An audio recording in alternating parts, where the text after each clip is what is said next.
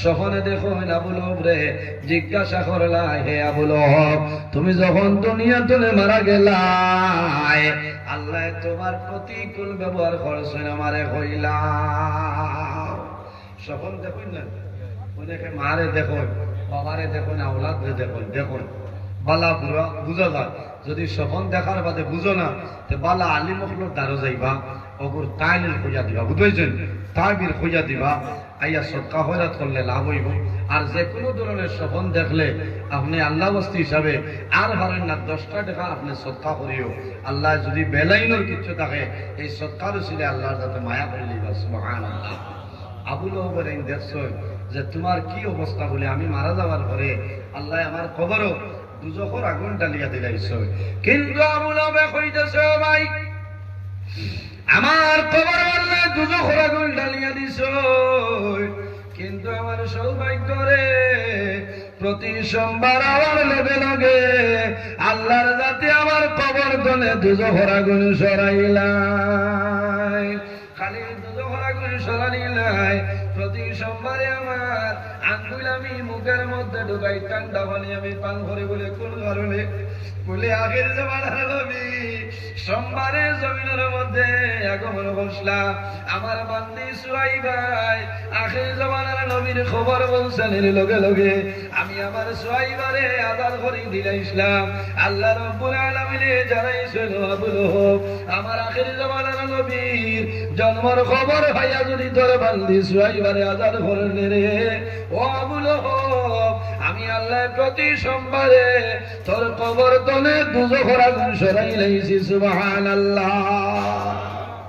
আয় রে হায় নবীর জন্মের খবর ভাইয়া সুয়াইবারে আজাদ করার কারণে যদি কবর তলে দুজখর আগুন আল্লাহ সরাইলা, এই নবীর মিলাদুন নবী মাহফিল করলে আর এই নবীর মহব্বত রইলে আমরা লাভ হইব না। আমরার আশা আছে আল্লাহ কাল কিয়ামতের ময়দানও আল্লাহর হাবিবের লগে আমরা হাসর হত্যা সারাই হোক। আল্লাহুম্মা আমিন। সূরা দুরূদ শরীফ পড়েন আল্লাহুম্মা সাল্লি আলা সাইয়্যিদিনা মাওলানা মুহাম্মদ ওয়া আলা আলি সাইয়্যিদিনা ওয়াই আল্লাহুম্মা সাল্লি।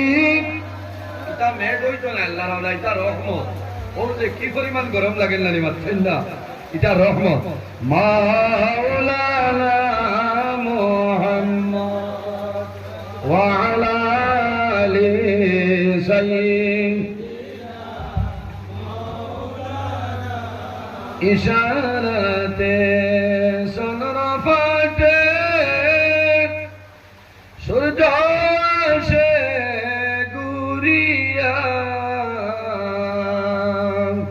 ডাকে শুনিয়া গাছে আসিয়া সালাম জানাই দাঁড়াইয়া আল্লাহ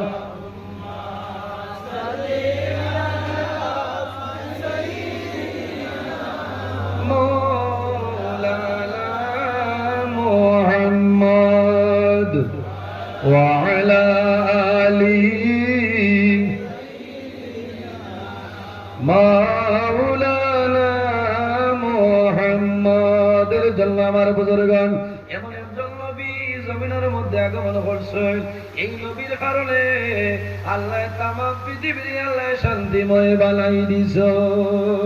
কিন্তু সবচাইতে বড় দুঃখের বিষয় হলো আল্লাহর হাবিব রাহমাতুল লিল আলামিন জমিনে আগমন করছেন, কিন্তু নবীর বাবা নাই। আমার নবী এতিম অবস্থায় জমিনে আগমন করছে।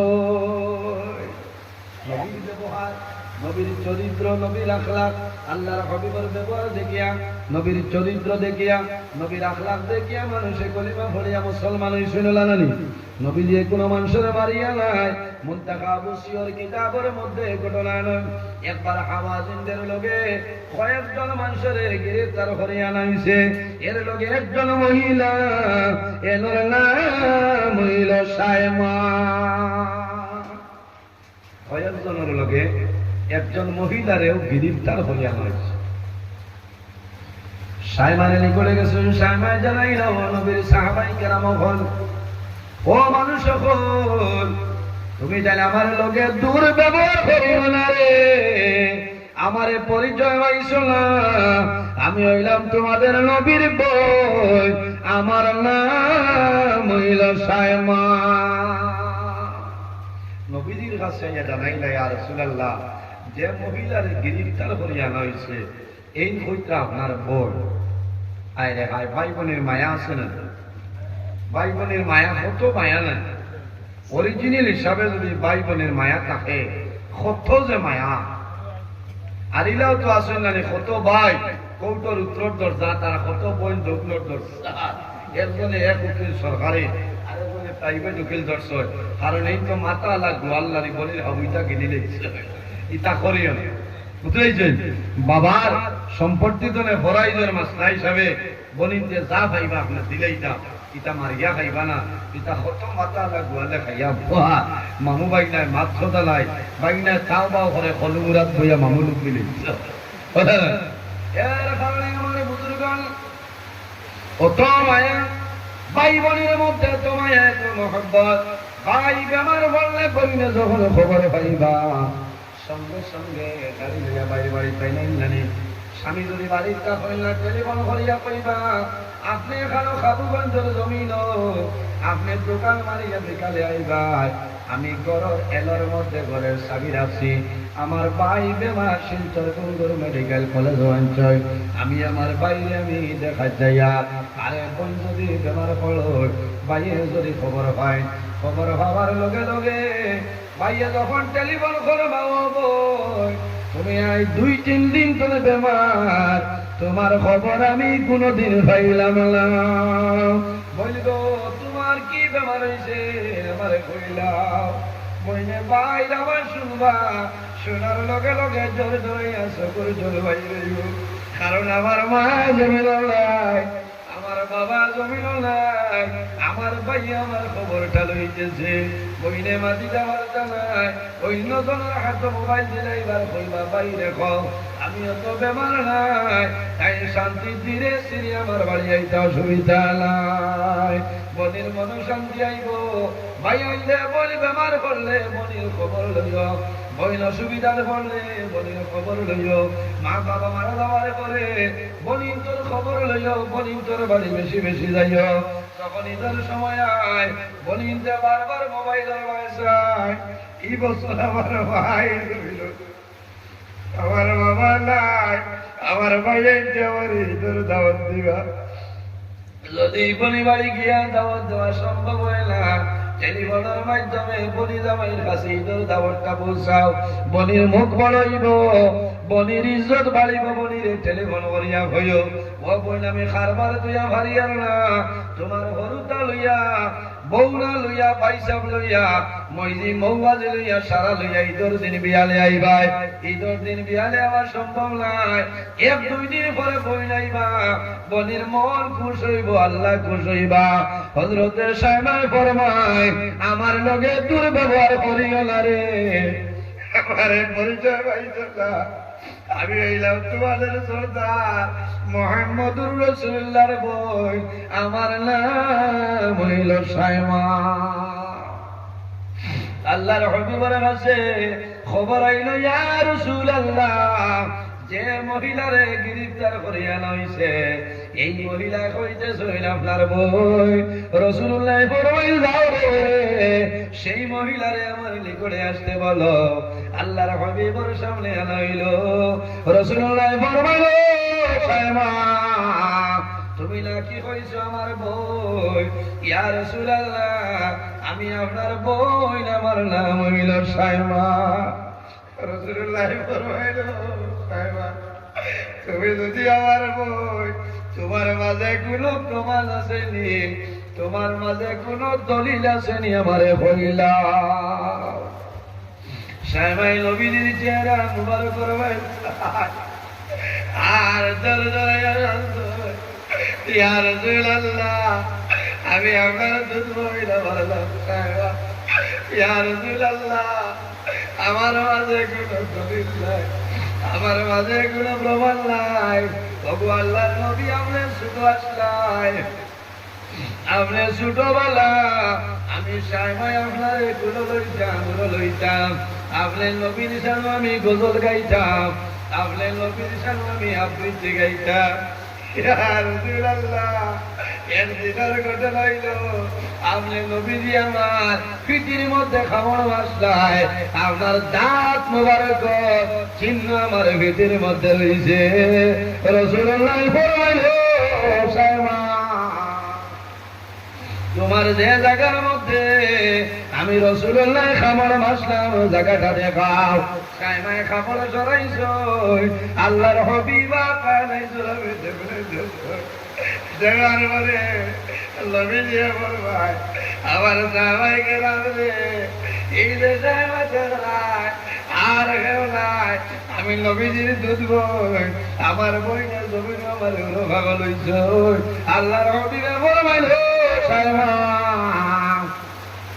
এখন যদি তোমার ইরাদা হয় আমি নবীর সঙ্গে আও, আর যদি তোমার ইরাদা হয় তোমার বাড়ি ভালো যাইবাই, আমি রাসূলুল্লাহ তোমার বাড়ি পর্যন্ত পৌঁছাই দিব।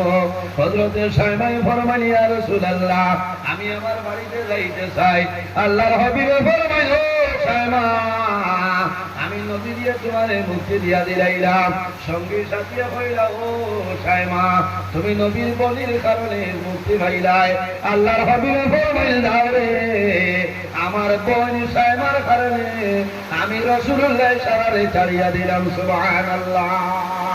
এমন একজন নবী যে নবীর নাম মুবারকের মধ্যে যদি মানুষের তোমার পায়, আল্লাহ বান্দার জীবন গুনাহে আল্লাহর কাছে মাফ করিয়া দিলাই। বনি ইসরাঈলের জমানায় এমন একজন ব্যক্তি আসলো, নাফরমান আসলো, 1 বছর নাই 2 বছর নাই, বান্দা 200 বছর জমিনে বাসিয়া রয়েছে। কিন্তু 200 বছরের মাঝে বান্দার জীবনে কোনদিন একটা সেকেন্ড একটা মুহূর্ত আল্লাহর ইবাদত করছে না।